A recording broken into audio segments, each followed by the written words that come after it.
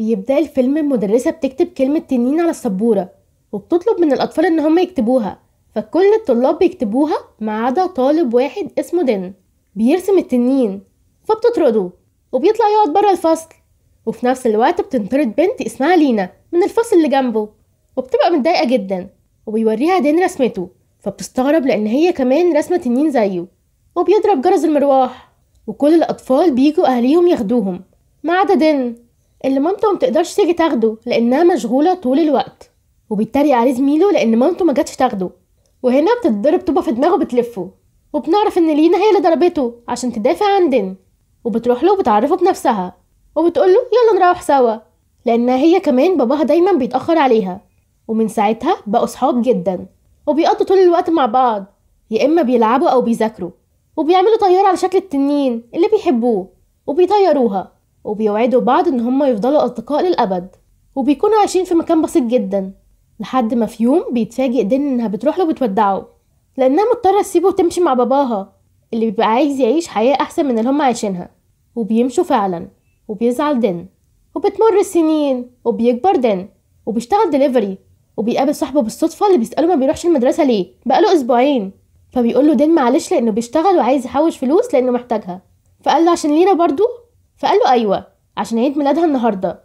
وبيروح يوصل آخر طلب معاه لراجل عجوز، وبيتفاجئ إنه بيديله براد شاي بدل الفلوس. وبيقول له إنه فيه كل اللي يحتاجه، وإنه اختاره هو بالذات عشان قلبه طيب. فبيضطر إنه ياخده منه، وبيجري يروح لمحل بدل غالي عشان يشتري بدلة، لكن بيطردوه. فبيضطر يدخل محل على قد الحال، وبيشتري البدلة اللي هو عايزها عشان عيد ميلاد لينا. وبيروح، وبتشوفه مامته بتزعله لتأخيره، فبيكدب عليها وبيقول لها انه كان بيذاكر. فبتدي له اكله عشان ياكل ويقدر يذاكر كويس. وجيرانه الحشريين بيكونوا مبسوطين بيه جدا لانه مجتهد في دراسته وشاطر، وبيتنبؤوا له بمستقبل باهر. لكن بيجي له صاحبه وبيفضحه قدام مامته وكل الموجودين بانه ما بيروحش المدرسه اصلا، والمدرس بتاعه بعت له بيحذره بانه لو ما راحش المدرسه هيسقطه. فبتتعصب عليه مامته وبتفضل تضرب فيه عشان بيكذب عليها وما بيروحش المدرسه وهيضيع مستقبله. لكن هو بيفضل يهدي فيها وبيفهمها انه كان بيشتغل. فبتتعصب عليه اكتر عشان مفيش حاجه اهم من دراسته، وبيحس ان عندها حق وبيدخل يذاكر. ولما مامته بتنام بيلبس بدلته الجديده وبيتشيك، وبيجري يروح للينا عشان عيد ميلادها. لكن بنكتشف انه مجرد اعلان ليها لانها بقت مشهوره جدا وما يقدرش يوصلها دلوقتي. وبيفضل يتكلم معاها وبيقول لها انها وحشته جدا ومفتقدها، ويتمنى انها تحافظ على وعدها ليه. وبمجرد ما قال اتمنى بيتفاجئ ببراد الشاي اللي خده من الراجل العجوز بيتحرك، وبيطلع له منه تنين. وبيعرفه انه تنين اماني واسمه لونج، وبيقوله انه هيحقق له 3 امنيات. فطبعا ما بيصدقش نفسه وبيفتكرها الكاميرا الخفيه، لكن التنين بيعرفه انه بجد وحقيقي، وبيوريه قدراته وبيلبسه درع من الذهب وشويه حركات سحر كده. فبيتاكد ان التنين اماني بجد. فبيبدا التنين يقوله ان كل تنين اماني المفروض يخدم 10 اسياد قبل ما يسمحوا له انه يدخل عالم الارواح. وبيعرفه ان هو السيد الاخير، وانه محبوس في البراد من 1000 سنه. وفي نفس الوقت بيروح واحد زعيم عصابه ورجالته للمكان اللي كان فيه راجل العجوز اللي ادى لدين البراد عشان ياخده منه، لكن ما بيلاقيهوش. وبيشوف خيال دين مع البراد على السطوح، وبيطلع له وبيطلب منه البراد. فبيقول له والله ده بتاع التنين مش بتاعه. فبيقول له لونج ان هم مش شايفينه اصلا عشان محدش يقدر يشوفه غير صاحب البراد. فبيجري منهم وبيجروا وراه، وبيكلم نفسه وبيتمنى انه يقدر يقاتلهم. فلونج ما بيكدبش خبر وبيحقق له الامنيه. فبيلاقي نفسه بيضربهم بكل مهاره وبيتغلب عليهم كمان، وبيبقى مستغرب من القوه اللي نزلت عليه فجاه، وبيقدر يهرب منه. وبعد كده بيروح زعيم العصابه ورجالته للراجل اللي طلب منهم يجيبوا له البراد، وبيعرفوه ان هم ما قدروش يجيبوه من الولد. ولما بيسالوا زعيم العصابه عن اهميه البراد فبيقول له ملوش دعوه، هو بيدفع له فلوس عشان يعمل له اللي هو عايزه. وتاني يوم بتحضر له مامته فطاره وبتصحيه عشان يفطر، وبتسيبه وبتروح شغلها. وهو بيجري يطلع لونج من البراد عشان يفهم منه ازاي بقى بيعرف يلعب كونغ فو كده. فبيقول له لونج انه مجرد ما بينطق كلمه اتمنى بيحقق له اللي بيتمناه، وهو اتمنى انه يقاتلهم. فخلاه مدرس في الكونغ فو مش يقاتلهم بس. وبكده يبقى استخدم امنيه من ال3 وفاضل له 2. وبيفضل يستعجله لونج بانه يتمنى الامنيه التانية بتاعته، وبيقترح عليه بانه يجيب له دهب كتير جدا عشان من وجهه نظره الدهب والثروه امنيه اي حد. لكن دين بيفضل يفكر لحد ما بيوصل للامنيه اللي هو عايزها، وبيطلب من لونج انه يوصله المكان هو عايزه، وهناك هيقوله على امنيته التانية. وبيوصله القصر لينا، وبيشوفها وهي بتستقبل معازيم حفله عيد ميلادها. ولما لونج بيشوفه بيقوله انه ما يقدرش يحقق امنيه الحب فدين بيقول انها مجرد صديقة، وهي دي امنيته التانية بانهم يرجعوا اصدقاء تاني. فبيستغرب لونج جدا لانه هيضيع امنية على مجرد صديقة، على الرغم انه ممكن نطلب منه اي حاجة تانية في العالم وهو هيحققها له. لكن دين بيبقى شايف انه مفيش اهم من الصداقة، وبيفضل يحكي له حكايته مع لينا وهم صغيرين لما دفعت عنه في المدرسة، لغاية ما بيتعب منه لونج وبيقوله طب انت عايز ايه دلوقتي؟ فبيقوله يخليه من عيلة غنية لمدة 24 ساعة بس علشان يعرف يدخل الحفلة ويرجع علاقته بلينا، وبيعرفه انه مش مهتم بانه يكون غني او فقير. فبيضحك لونج على كلامه لانه دي اغبى حاجة سمعها في حياته، وفعلا بيحقق له امنيته وبيلبسه بدلة شيك جدا وبيجيب له عربية فخمة جدا وبيحول نفسه للمساعد بتاعه. وفي نفس الوقت بيكون زعيم العصابة خد جزء من بدلة دين وعرف منها المحل اللي اشتراها منه، وراح للمحل عشان يسأل عنه وفعلا بيعرف بيته. ونرجع لدين اللي بيدخل القصر بعربيته، وبتندهش المعازيم لما بتشوفه، وبيدخل الحفلة وبيشوف لينا وهي بترقص مع معازيمها اللي بيعرضوا عليها انها تعمل اعلاناتهم، وبيروح يرقص معاها وبيتضايق لانها معرفتوش. وبيجي دور رقصة باباها معاها وبتفضل واقفة مستنياه، لكن ما بيجيش لانه ما جاش الحفلة اصلا، وبتتحرك من كل الموجودين.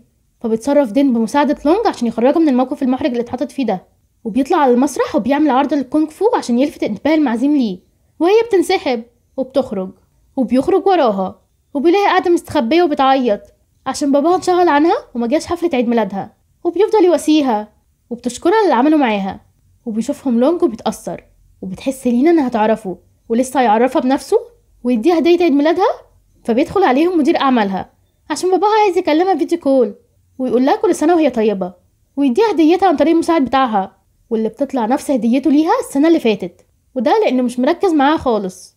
وبيتعرف على دين وبيعرف من لبسه إنه غني جدا، ولما بيسأل عن شغل عيلته فبيقول له عندهم مطاعم كتير، فبيعرف إنه من عيلة غنية وبيعزمه يتغدى مع لينا بكرة.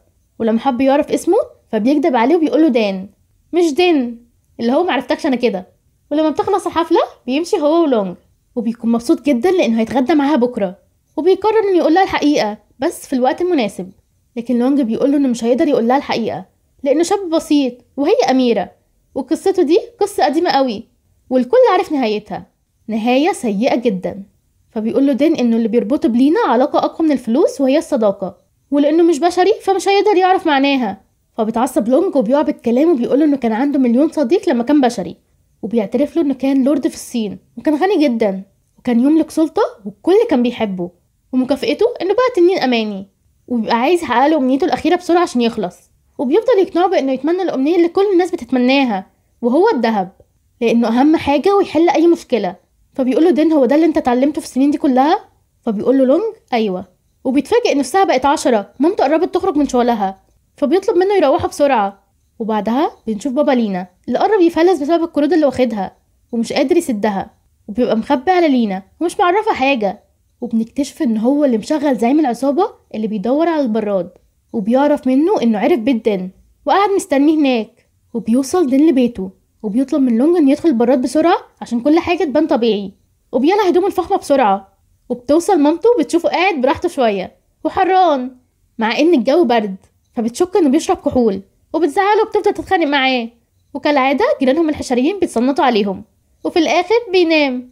وتاني يوم بيخرج على ميعاد لينا وبيشوف زعيم العصابة ورجالته اللي سهروا طول الليل قدام بيته يراقبوه، وبيمشوا وراه لكن ما بيلحقوهوش. وبيوصلوا لينا وبيطلب مساعدة لونج بإنه يخليه يتعامل معاها معاملة الناس الأغنياء عشان يعرف يتعامل معاها. فبيبوظ لونج الدنيا خالص وبيخليه يعملها بقلة ذوق وبعدم اهتمام، فبتتضايق من معاملته ليها وبتقوله إنه طلع عكس ما هي كانت فاكراه.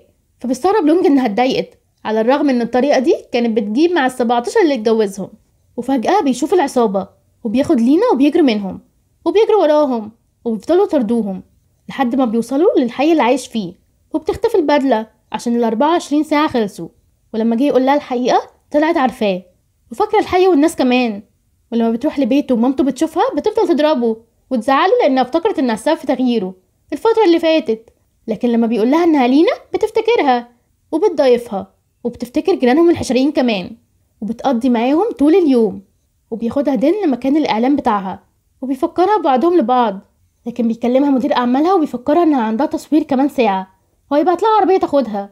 وقبل ما بتمشي بتشكر دين على الوقت الجميل اللي قضيته معاه، وبتقول له إنها ليها حياة مختلفة عن حياته ومستقبل شغل باباها، ولازم تكون على مستوى توقعات معينة. فبيتضايق وبيقول لها وطبعا هو مش في مستوى توقعاتها. فبتقوله هي بتحاول تكون واقعية وبتسيبه وبتمشي. وبيرجع البيت وهو زعلان وبتواسيه مامته وبتقوله لازم يكون واقعي لأنهم كبروا ما بقوش أطفال. فبياخد البراد وبيجري يروح لمكان الإعلان تاني. وبيقول لونج إنه أخيرا هيخلصوا منه لأنه خلاص هيتمنى أمنيته الأخيرة، وهي إنه يخليه غني جدا وعنده دهب كتير جدا عشان ساعتها الناس كلها تحترمه وتقرب منه.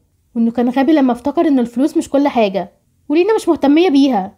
لكن لونج قبل ما يحقق له أمنيته بيوديه المكان وبيقوله إنه عايز يوريه حاجة الأول.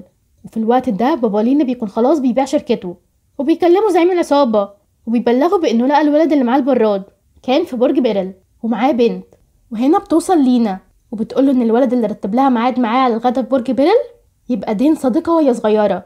فبيفهم إنه دين هو الولد اللي معاه البراد. فبيقول لها إن كل حاجة هتبقى تمام وبيسيبها وبيمشي. ونروح لدين اللي لونج بيعرفه بنفسه الأول قبل ما يحقق له أمنيته وبيرسم له بسحره بيته اللي كان عايش فيه. وبيحكي له وبيقول له إنه اتولد في عيلة ملكية وعرف من صغره إن الدهب هو مصدر القوة وما كانش بيعمل حاجة غير إنه يزود ثروته. وكان عنده رعايا مخلصين وجوز بنته لأرقى العائلات عشان يوسع مجد المملكة. وبعت ابنه عشان يجيب له الكنوز لكن رجع ميت. وبسرعة جدا بقى يملك ذهب وأرض ومعالم أثرية أكتر من أي لورد جه قبله. وبالرغم من ده كله لما كان بيموت كان مستني موكب رعايا المخلصين وعيلته اللي بيحبها يكونوا جنبه، لكن محدش جه. فلعن كل اللي نسيه ومات لوحده. ولما وصل لبوابة عالم الأرواح فضل مستني موكب الترحيب بيه، وبدل ما يفتحوا له الأبواب حولته الآلهة لتنين أماني. وما كانتش مكافأة زي ما قاله، كان عقاب واتسجن في البراد. وبعتوله الأرض عشان يخدم 10 أسياد ويتعلم المعنى الحقيقي للحياة. وبمرور كل السنين دي وكل الأسياد ما تعلمش معنى الحياة غير معاه هو، عشان عيلته وأصدقائه عنده يساووا أكتر من كنوز الدنيا كلها. وهنا بيجي بابا لينا وبيطلب منه يديله البراد اللي هينقذه من الإفلاس. وبيهجم عليه زعيم العصابة عشان ياخد منه البراد وبيوقعه. فبيتعصب عليه بابا لينا وبيقوله انه مش عايز يأذيه، فبيغدر بيه وبيوقعه وبياخد البراد. وبيستدعي التنين وبيطلب منه انه يخلي ايده كل ما يلمس بيها حاجة تتحول لدهب. وبتيجي لينا وبتشوف باباها وبيقول لها انه حاول ينقذ تجارتهم من الإفلاس لكن ما عرفش. وبيجري دين وبيمسك في عربية العصابة عشان ياخد البراد منهم، وبيفضلوا يضربوا في بعض والبراد بيفضل يتنقل من واحد لواحد لحد ما في الآخر بيوصل لزعيم العصابة. وبيقف هو ودين على ظهر لونج وبيضرب دين بإيده عشان يحوله لدهب ويخلص منه. لكن لونج بيضحي بنفسه وبيقف قدامه والضربة بتيجي فيه هو وبيتحول لتمثال دهب. فبينتقم منه دين وبيضربه وبيوقعه وبيكون حول نفسه لدهب بإيده، يعني انقلب السحر على الساحر. وبيقع دين ولونج في المية وحاول دين ينقذه لكن ما بيعرفش. وبيموت لونج وبيرجع لعالم الأرواح بصورته البشرية. وبيظهر له الراجل العجوز وبيقوله ان خدمته كتنين أماني انتهت، وبيهنيه لأنه فهم معنى الحياة لأنه فضل احتياجات خيره عن احتياجاته.